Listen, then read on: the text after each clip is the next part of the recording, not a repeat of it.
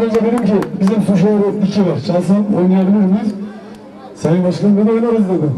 Deneyelim mi dedim? Evet. Sizin buradan aynı ya.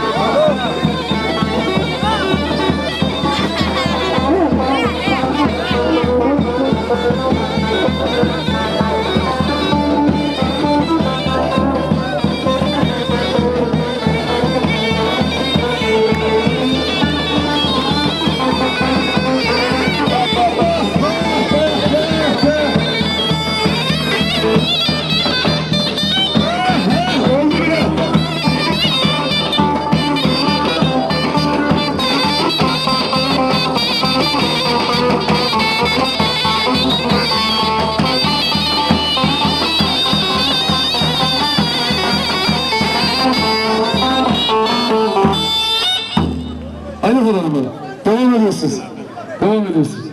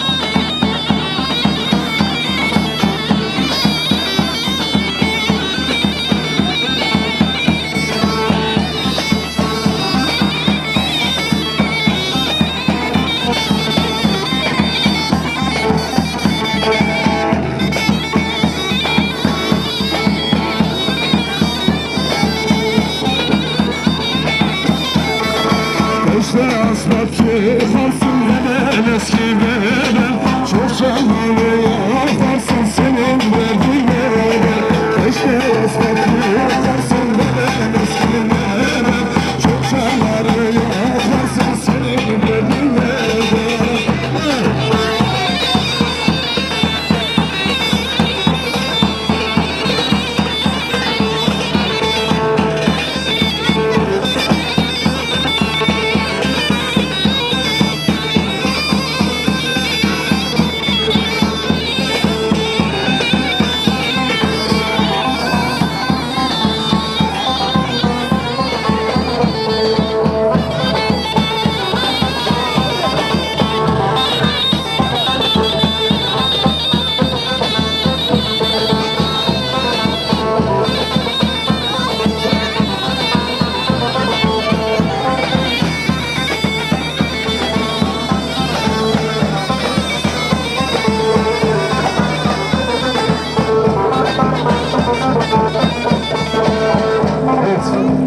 Kısa bir anonsumuz var, oyuna devam edeceğiz gençler.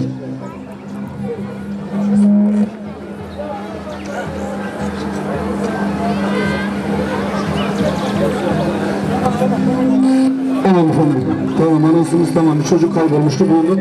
Şimdi namaz vaktimiz gelmiştir. Biraz sonra beraberiz. Teşekkürler. Bir daha inşallah kimse görmedi.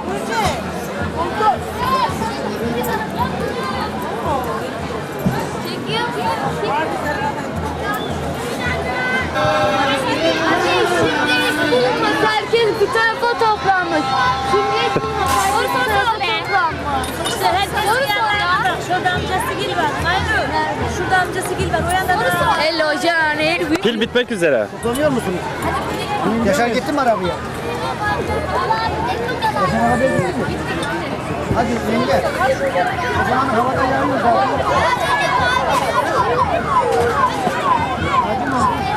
Geçen Naci gidiyoruz Zehir. Nerede bilmiyorum. Oradadır orada. Oralarda yok. Oralarda yok.